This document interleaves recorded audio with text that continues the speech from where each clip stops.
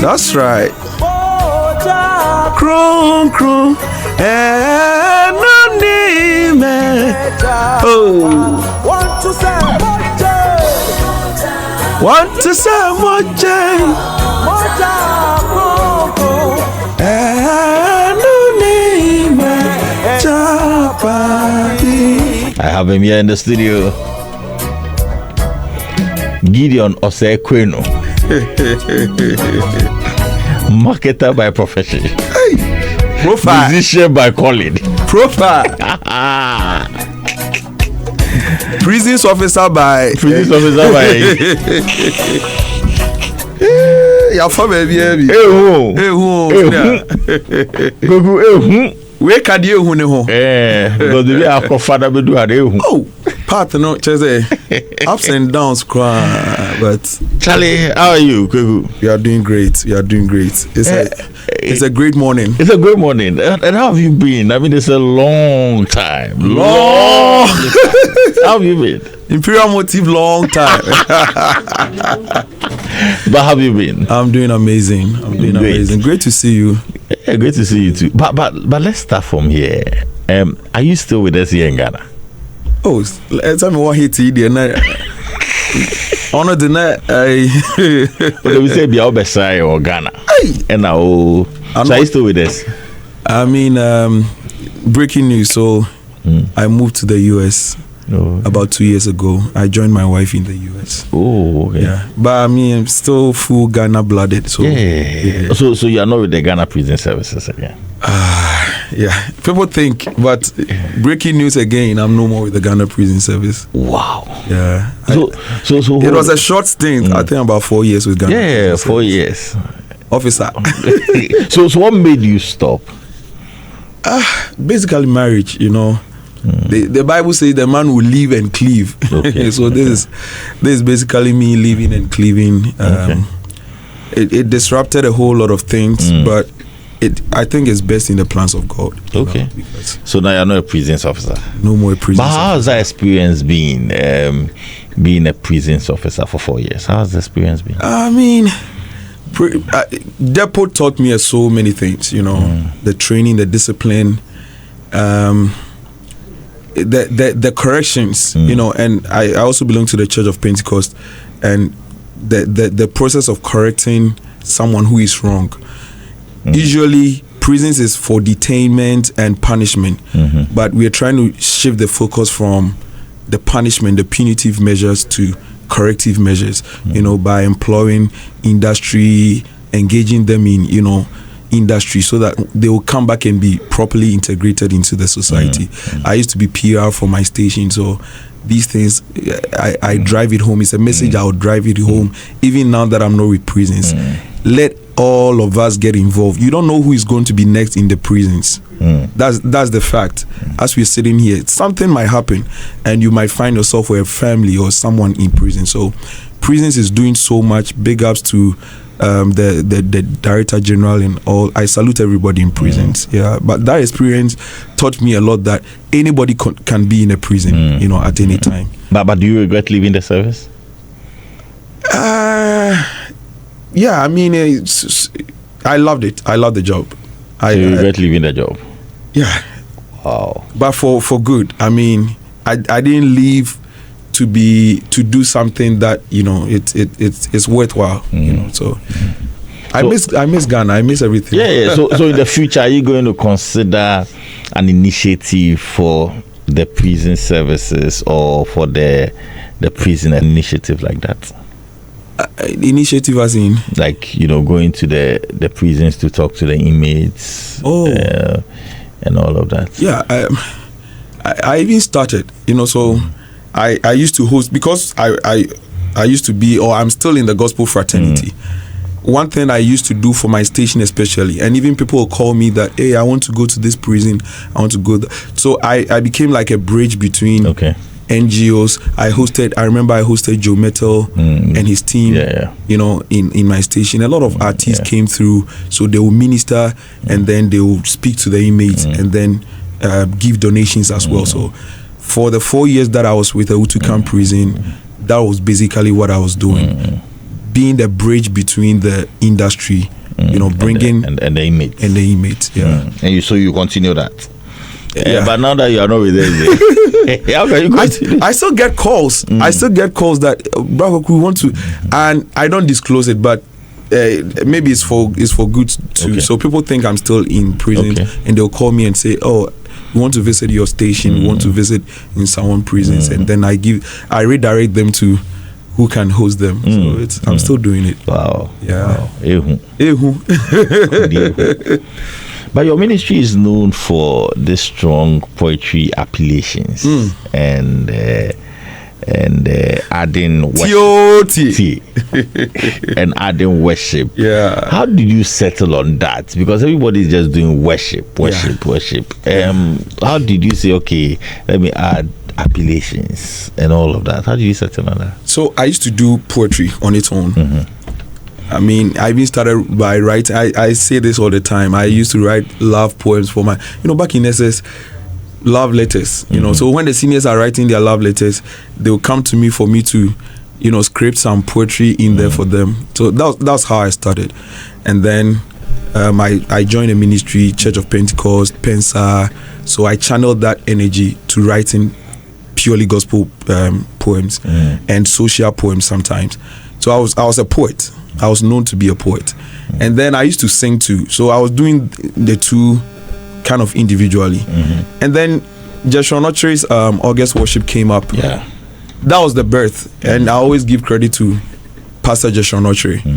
First August Worship, because he knew me as a poet, I was going to do the opening act for him to come on stage. And then because I sing, I don't know, it came. I didn't plan it. But I was just going through my lines on stage, and at a point I just raised a song because it was a worship event and FI.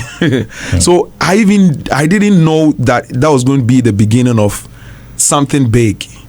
Now we have a lot of poetry. I can make reference to a lot of people who have come after me, but I think that was just God trying to announce a whole new ministry.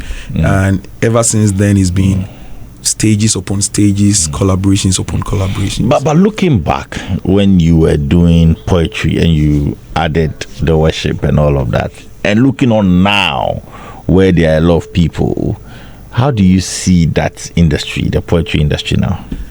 I think, especially if I want to even limit it to the gospel fraternity, because it used to be an untapped, unassessed industry within the arts. Now I see Rhyme Sonny and a whole lot of other guys, maybe in quotes, please don't get me wrong, in the secular field. Okay. Yeah, I think the secular guys are pushing it. In the gospel fraternity, I can't count much. I can't say much. I mean, I've been privileged to do a lot. So it's still an untapped field that we all need to pay attention to. But do you think that they are not giving, maybe there are some, but they are not getting the opportunities, or don't you think so? It might be with the opportunity, and even how they place poetship and poetry. Oh, Mumbay Yen fans started usually, so the focus is it's true, you can be the show openers, but I've done poetship to a point where sometimes I'm the main act on the night. And people are expecting poetship. So, they need to be highlighted, maybe place them in the middle. My first program I ministered at since I came back was CC Beidu's program. And it was right in the middle of the event where, and poetship, if you pay attention to poetship, it drives a certain message. How do you call it? Poetship. Poetship. For poetry or worship. Poetry.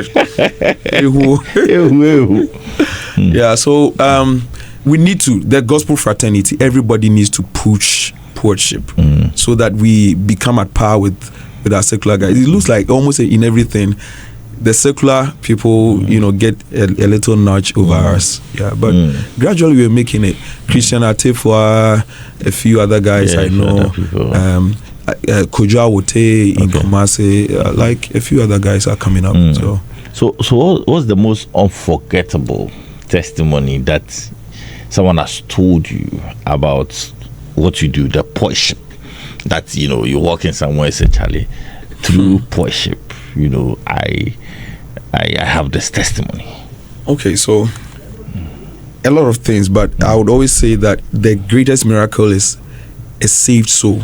So I'll make reference to this. One time I think I was asleep early in the morning, like around 4:35. I get calls like consistently, so about 5 times, and then I pick up, and there's a guy on the other line, on the other side, crying profusely. So I even thought it was a scam. And then he said, "Is this Braa Kwaku? Is this Braa Kwaku?" I said, "Yes, it's Braa Kwaku." "Bro, pray for me." So I prayed for him, and then when he settled, I asked, "What's the? Why are you crying?" I thought it was a scam, seriously. And then he narrates that he's in a hotel with a lady, he's done the do and everything. So apparently he picked up a prostitute or something, maybe his girlfriend, and they've done whatever they would do. He's sleeping at night, and they were playing one of my pieces on TV. Okay. So it kind of played into his dream, and he had a vision of him going to hell and everything. He was like he had a very terrible experience, let me say, in a vision. So he woke up sweating, crying, and he thought he was dead.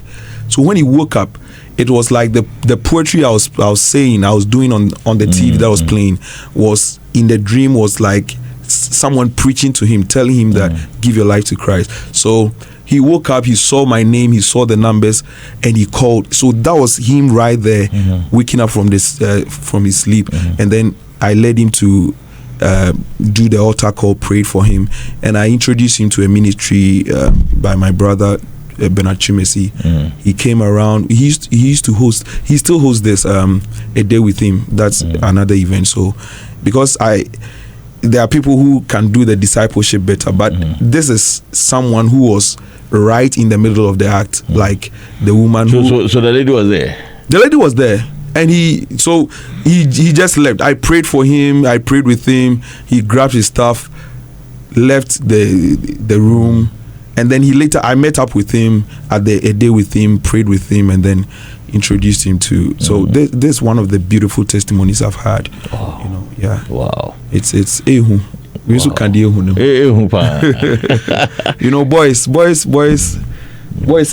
but when the message speaks to your spirit and speaks to your soul, and is able to transform and change your life, what greatest miracle is this? So. But you go into the prison service and now relocating to US. I mean, resigning and now relocating to US. Do you feel disappointed that, like you said, the poetry, the poetship part of the industry is not growing? And do you at times regret that I should have just done this full time? Maybe, because if I say regret, shout outs to wifey. If I say regret, it might seem, but there's a bit of disappointment in there. I left the scene where I was really peaking. Personally, I would say, because I looked at the kind of ministration, the impact that worship was having, the inroads. I was making a lot of inroads into media. I was getting a lot of media attention, and I mean, some of the media guys I used to engage will come in now and then. It's like, actually, we don't get stuff. I remember you're constant on Abeku Santana. Yes, I was going to make, because there's another station, so I didn't want to. I don't know the protocols. But Abeku Santana, OKFM, that they used to, and other media. Even now in Kumasi, I think Heaven FM or something. Like some of the old guys still push but I was peaking, like TV interviews, a lot of slots, and then I just dipped. So that should I disappointed? Yeah, people are disappointed. Let me say, a lot of people are like, Charlie, to where are we now? But you yourself, do you feel disappointed?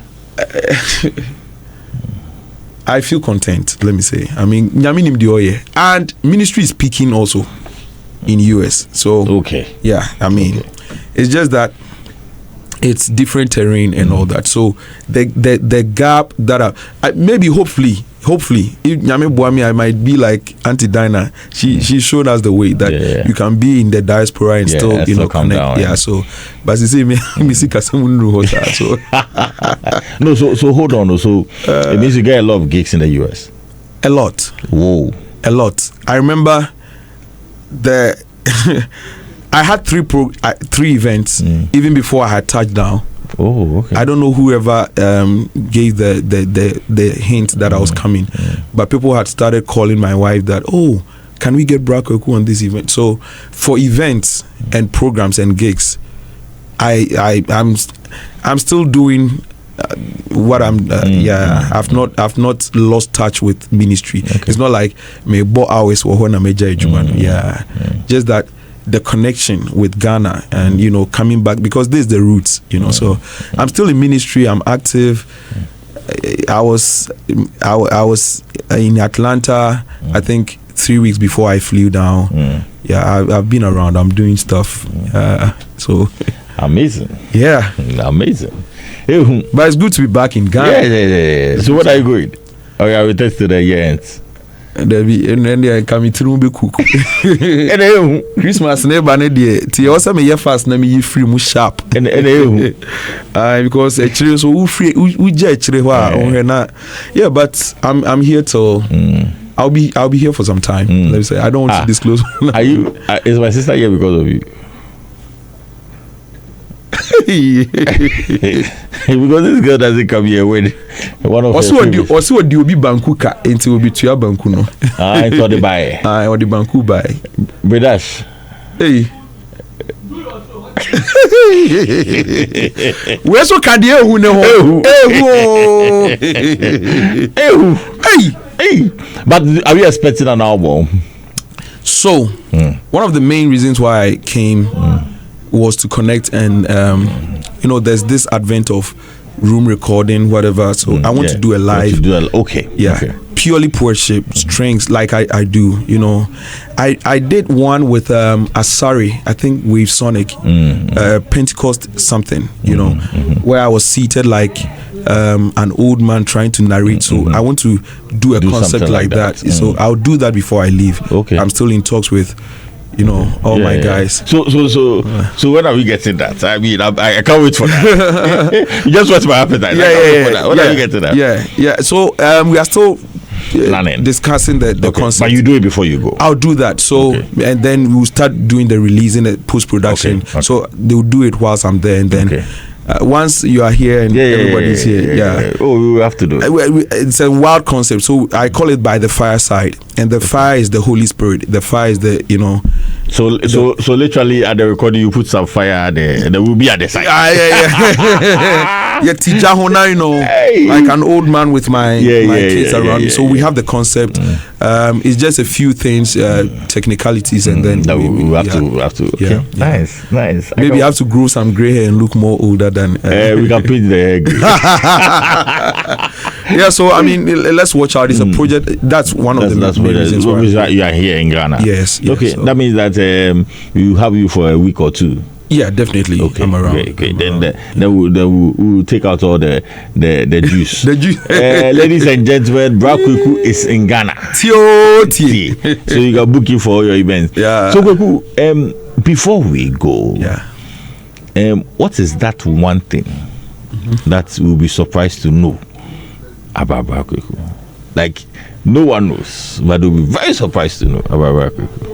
Oh, I think I'm an open book. No, you're not. Maybe a lot of the Gen Zs don't know. So help us. What's that one thing? In relation to ministry or anything about yourself, but ministry. I like crying. I cry a lot. I'm a cry baby. I think I'm very emotional. Okay. I get moved by stuff easily. I'm one of those people who will be watching movie and, you know, if it's emotional, it will move me to cry.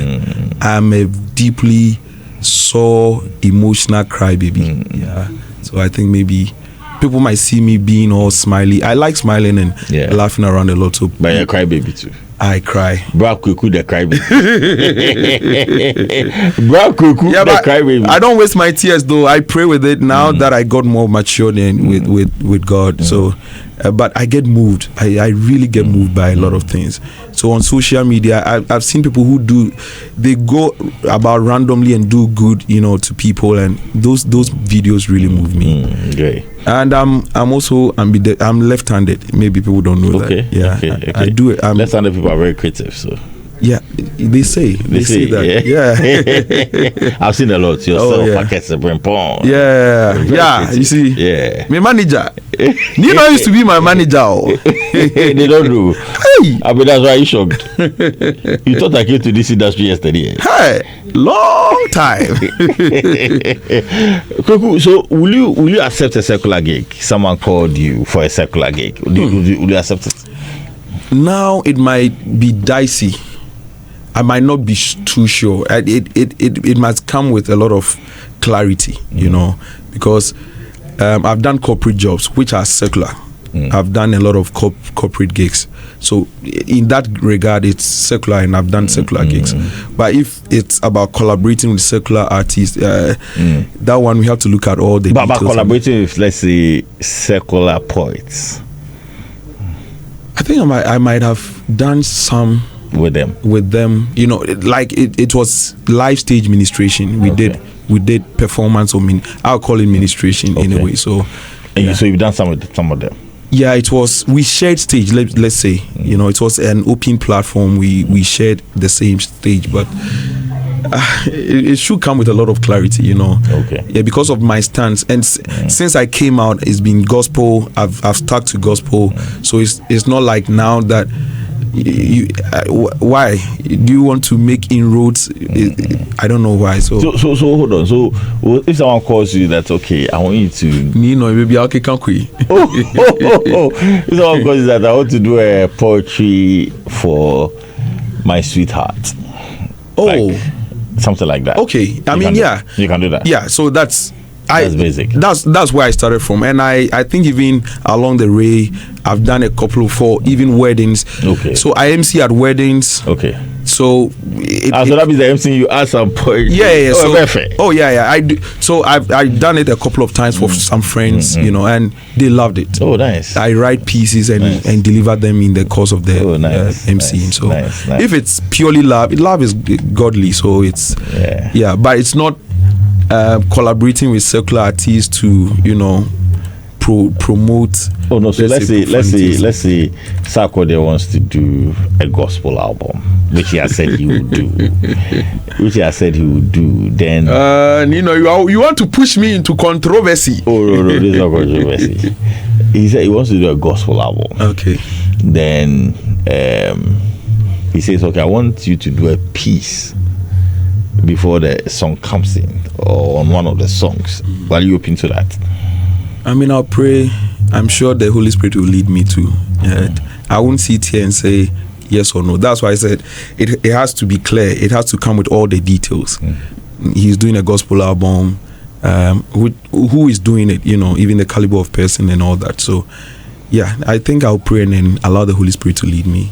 Okay. Even because there's been a lot of, or some gospel collaborations, I've had to turn it down. So it's not like it's because it's secular. So in all things you just have to be led by the Holy Spirit. Yes,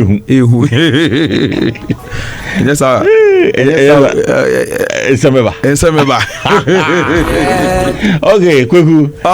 Charlie, your final words as we close this session.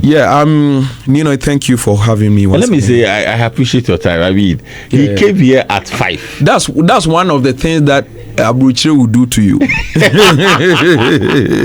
I mean, I was here. I came before the host. I was getting down for my car, but I was here for a while in my car. I was getting down for my car.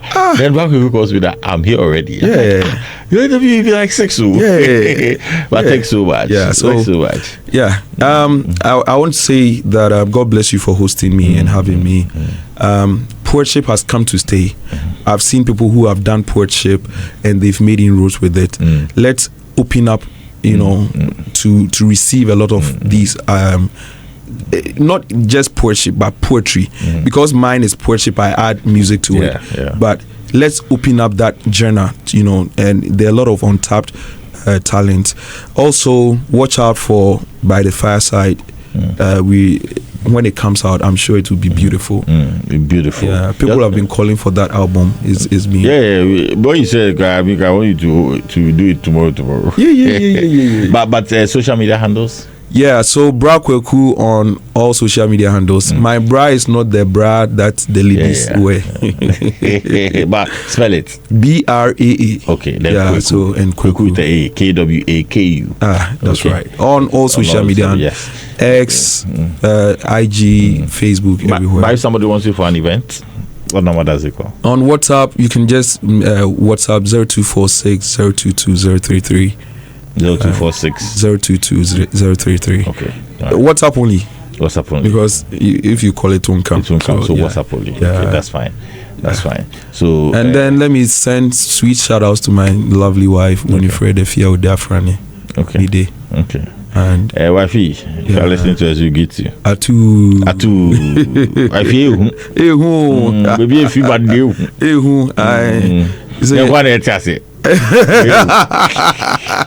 Thank you so much for coming. Oh, Charlie, God bless you. Thank you so much for coming. And this is Braa Kwaku.